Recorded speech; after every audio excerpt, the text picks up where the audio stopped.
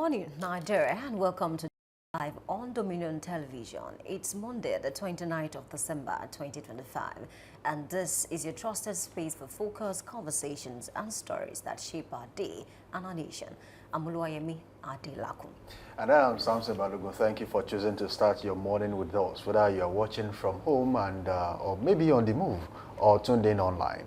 We are glad to have you with us on this show this morning. Definitely. Today's edition of Daybreak Live is concise and intentional with thoughtful national conversations centered on policy, people, and progress. And on Daybreak Gist this morning, attention turns to governance and accountability as an aide dismisses claims that the federal government gave Oyo State Governor Seyi Makinde 50 billion naira, clarifying that only 30 billion was released. That's a lot of money. The clarification has stirred public debate, raising questions around transparency, public communication, and the management of intervention funds. All right, and later on this program this morning, we shift focus to power, representation, and political participation. On the big story, hosted by Samson Balogun himself, we examine inclusion or illusion, the replace of women and youth in Nigeria's political power structure. Joining the conversation is Fama Omolarake Busari Vincent, convener of Women and Youth Inclusion in Politics, as we interrogate the realities behind political representation in Nigeria. This is Daybreak Live on Dominion Television, and thank you for joining us. Stay with us as we dive straight into it. Good morning, Samson. Good morning to you. Yeah, good to have you on the show. Definitely. And definitely there's a lot to unpack on this show this morning. But then we must say you had a quite wonderful weekend, if I must say. Honestly, I think you're spot on. I don't know whether you already seen it was quite a stretch. Yeah, but I can say the same for you as well. You look very relaxed. Well, maybe somehow I got to rest a little bit. But then, at least that's what you've always been wanting. Definitely. Anyway. It's good to have you back on the Thank set. you. Thank you. Well, then let's talk about the Oyo State Government this morning. Recently, former governor of Ekiti State, Ayodele Fayose, came out to say, look, your governor got 50 billion naira from the federal government as intervention fund just after the bomb blast happened in Bodija in Ibadan. I think that was January 2024. Yeah. And then, you know, it was something that I don't think people really had that information before then. It became more or less like a shock to so many people to say 50 billion. I mean, that's a lot of money. But then after that, the receipts came. You know, there was this back and forth with the people in the People's Democratic Party in Oyo State and said, look, that has to be a lie and a lie. And they asked Fayose to drop a receipt. Yeah. And then it did that. It dropped a receipt of how the money was requested for, not just, I think the total money was around 150-something billion naira, not just Oyo State, but some other states too who requested number one, who requested for a special intervention fund for crises in their numerous states. And then, but then on that list, Oyo State was number one. In fact, it was cropped for you to see, we are only talking about Oyo State. Leave the rest of the state alone. Let's talk about Oyo State. And then, boom.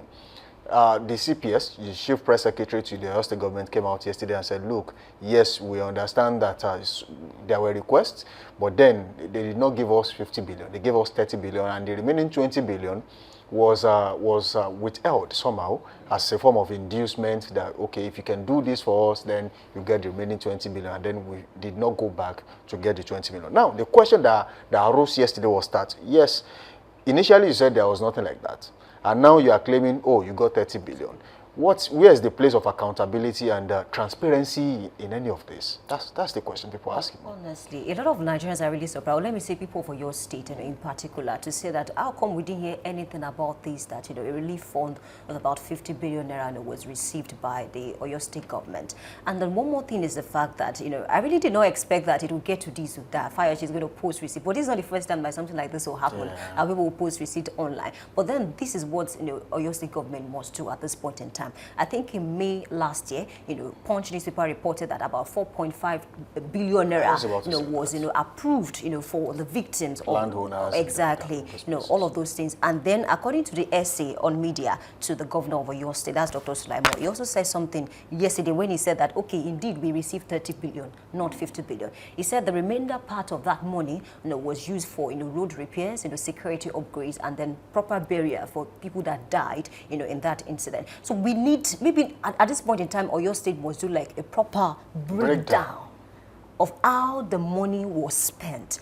And then we also need more revelation on this matter, because if Oyo State is saying we received 30 billion and the Fayose posted it, we don't even know where how Fayose was able to get access. It was always going to get the receipts, because there is a freedom of information in the country. You can easily walk into someone of his caliber. I mean, you can easily walk into a parastatal and say, look, I need an information on so thing. The worst that could happen is we'll come back in the next 1 week or maybe in the next few days to be prepared, and then we'll give it to you. I think that was done under the Goodluck Ebele Jonathan administration, that people have the right to ask questions, and when they request for information, they can easily walk in and say, look, I need an information on this, and then it is made available to them. Yes, and I think also Fayose, needs to do one more thing for us, because there's a problem here. Oyo State is saying we received 30. And then Fayose is saying, okay, 50 billion was disbursed. So we need maybe the receipt or evidence of disbursement, because this particular one that I released is evidence of, request. So we need evidence of disbursement to now balance it, because more revelations will come, more secrets will be leaked in these last few days, of 2025. So we need to balance it. Is it true that 30 billion was received by the federal or by Oyo State government, or 50 billion, so that we can now begin to look at how the National Assembly of Oyo State can maybe start planning on how the breakdown will be done. So because the people of Oyo State, they deserve to know how that money was spent. The only popular part of that money that we all know was that one was 4.5 billion. So 25.5 billion that is remaining. Yes, the SA is saying, okay, security upgrade, this and that, road repairs and all of those things, but we want to know how the money was spent so that we can balance all of this, honestly. You see, when the explanation was dropped by the CPS yesterday, it became quite a funny scene where I was sitting and people were asking questions. Okay, if you said 30 billion was released and then 4-point-something billion was allocated to victims in those areas, you paid hotel bills because most of them were moved to an hotel close by when the whole incident happened, because they could no longer stay in their various apartments. Yes, we understand that monies were spent, and then 4-point-something billion was spent. And someone was saying, oh, for road repairs in that area. I mean, how many square meter is all the lands in that area, affected area? And then if roads were constructed in those areas, I mean, how many kilometers of lands would roads say, or kilometer of roads would they say was constructed in that area? I think a lot of clarity really has to come into all of this. And another thing is, sometimes, governance is not really about you doing the right thing. Most of the times, it's about you doing it the way people want it to be done. Sometimes it might not go down well with them when you take certain decisions, but there will be people rooting for you, saying, oh, the governor took the right step here, did the right thing here. Regardless of the decision, not everyone will be on the same page. But I've seen people defending what the governor has done in this space.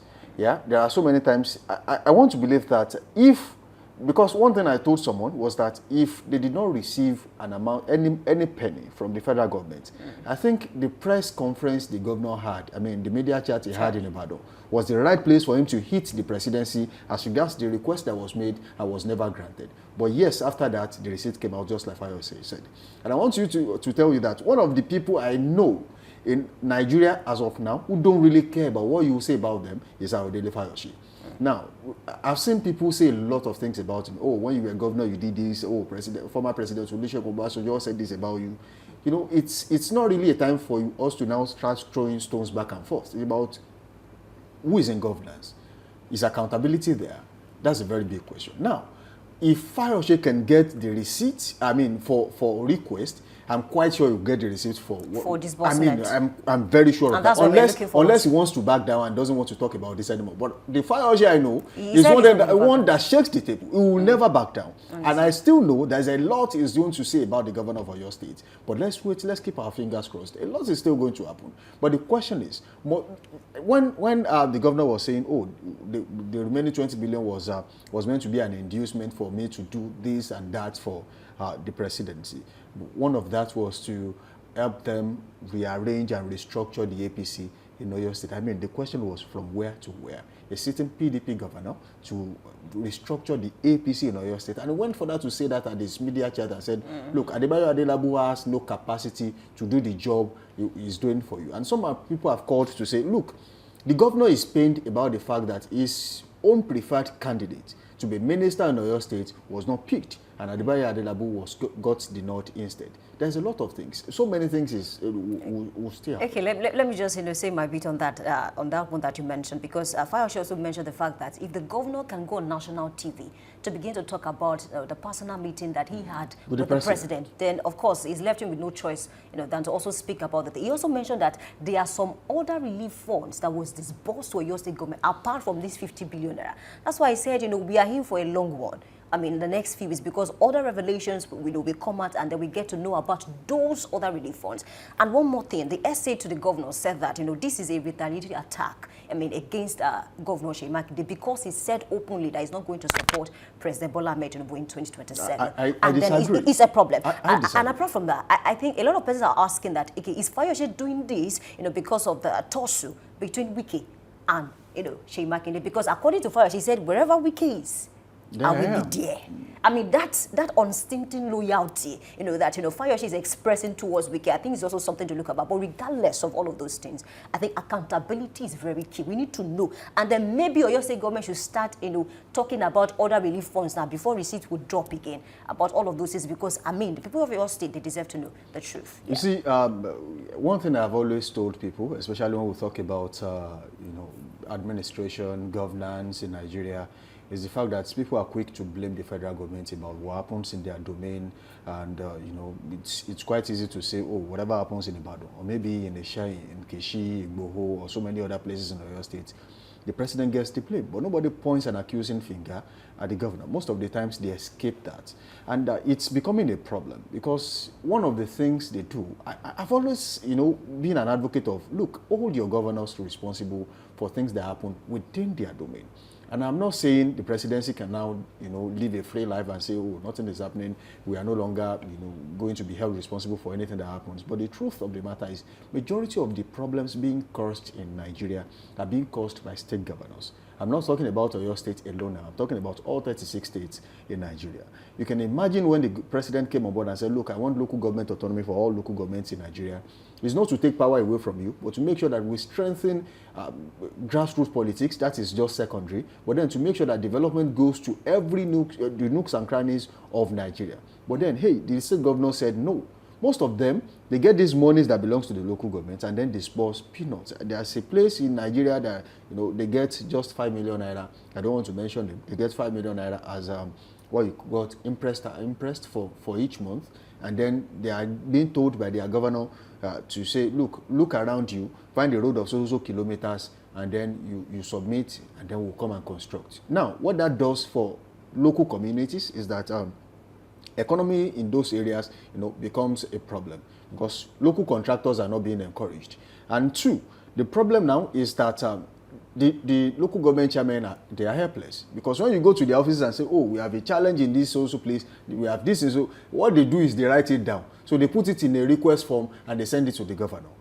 And unfortunately, it should not be so, because local government chairmen should be, at one point or the other, these people are also receiving billions and billions of naira on a monthly basis as allocation from the FEC account. So why can't they act? And I heard the governor say, look, because of mismanagement, we don't want them to mismanage funds. No, they are closer to the people. But they are closer to the people. Honestly. Let them mismanage the fund first, and let the EFCC do what they know how to do best. Look at what is going on in Oyo State now. The local government problem that happened, Two factions. I don't think we've been able to solve it properly. Chairman, or PDP chairman. It's not fair, actually, to think about the fact that, a lot of them are things to do. They have the ideas to actually even the case of Oyo has become a compound problem. Now, they have APC local government chairmen that were elected under the Boyega Oyetola administration. They were sacked. Ademola Adeleke, came in and said, look, I want to conduct another election, local government chairman under the PDP. And the governor himself now is a member of a court party. So it's a complex issue. I don't know how the law will be interpreted in Osun come 2026, how they will go unscathed with all that I'm saying now, because it's a compound problem. Even INEC will be having a headache right now. Yes, but I think according to maybe essay to Adeleke now, he said that wherever the governor decides to go, I mean, his people will follow him there. So I really do not know, because I don't think some persons will be willing to go to a court. But at the end of the day, if they can, see that, okay, their governor, maybe let's just assume he wins the election, they have no choice than to follow him. But I mean, it's up to Osun State, and Osun is a very peculiar state, just like a lot of analysts would mention. We really cannot say what is going to happen. A lot of us did not even see it coming that Eleke will go to a court. We thought that PDP by now would have been able to resolve the problem. Up till now, PDP is still struggling. And then I don't even know, recently where Fayose was saying that PDP cannot work without us. That regardless of the fact that we were expelled alongside Wike, he said they are just playing. That PDP will not work without us. It's a problem. There's a level with which you must have worked, with which you must have contributed to your political party, that you have that sort of confidence that, look, whatever it is you have said, you are just playing. And, each time Fayose says that, each time Nyesom Wike says something about something like that, I'm not really surprised, but then it's just something that catches me unaware, because one thing is clear. Wike has been a member of the party for a long time, same as Fayose. They are the set of people you know in the PDP right now that have not left the party at one point or the other. Fayose, whether he's actively in politics or he's not actively in politics, he has always identified with the PDP. In fact, at the point when he was obnobbing with the president, some people said, oh, maybe Ayodele Fayose was going to the APC, but he made it clear that I can be with the president. He's my friend, he's my brother, I've known him, he's my leader, but the truth is I am still a member of the PDP. Same with Wike. The only difference is that Wike took an appointment with the APC, and people are saying, oh, where is your loyalty? But then I want to believe that whether you are a member of a political party, that should not stop you from taking an appointment with other administration. Because when we say, oh, we want to run an inclusive government, what does it really mean, Yemi? But it should not be at the expense of your political party. Yes, you can do that. You can take a but it should not be at the expense. I'm sure you understand what I'm trying to say now. So I think Wike is trying to exercise revenge. I think Wike is trying to exercise revenge due to the zoning system that happened during the last election. I mean, to be forewarned, sometimes when you tell people, oh, this is where this is going, and they fail to listen to you, and then when the problem comes, you are being blamed for it. Wike told them at that time, let this person resign. Let also person take over, or someone from this also region take over, and then we can have a well-balanced arrangement. We know the presidency goes to the south, the secretary goes to so place, and then it is well structured because we have a zoning system in the party. Nigeria does not have a zoning system. Nigeria is a country that wherever you are coming from, as long as you have the pedigree to become the president, you can run. But the problem is within the party, they feel like, oh, we don't want to be a party where it is just from one zone that continues to take the mantle of the presidency. So let's zone this. That, oh, once you have the party chairman, you cannot provide the secretary, another region has to provide the secretary, and then it was all agreed upon. Even the candidate of the party in the presidency will be decided based on where other members of the council, executive council of the party all come from. But then at that point it became a problem. Probably because they saw the prospect of Wike giving them problems at the presidency. Wike was sabotaged one way or the other. Atiku Abubakar got the ticket, and then Wike told them, now that you have the ticket, let's now restructure within the party. You release the party chairman, let someone else from another region take the party chairmanship, and then the secretary goes to another region, and then it was not one way or the other. They went into the election with that, and he felt like he had been cheated. So I cannot work with you if you cheat me. It means that every now and again when I work with you, you continue to cheat me. So I have to show you that I have the capacity to make sure that you don't win that election. And that was so he sabotaged the G5. Though, unfortunately, it has scattered now. The G5 now is, I don't know how much of a G it honestly will be, but then it's a crisis already. Honestly, and Fayose says something that is not going to leave the PDP regardless, that he cannot join APC. But I don't want to say I have issues with that, but I've seen things in politics. Because there was a time that Peter Obi himself said, I will never leave Abga. Well, and people make claims. So never say never. They make claims that they usually cannot fulfill. They make claims because of what is with the heat of the moment. You know, when things are happening, if you want to be like, oh yes, I want to do this, I want to do that. It is until when realities turn on you that you realize, oh, I think the promise I made, I might not really be able to, you know, follow through. But hey, BK was very firm from the start. He told them, this is what I will do, and he did it. And he did. He said it on national. And that is why sometimes I don't want to blame Nyesom Wike. I just want to believe that you know, things do happen, and you know, maybe they will find a way around it. Definitely. But this will be the convenient place to leave that this morning. Let's take weather report and see what the weather looks like across the country.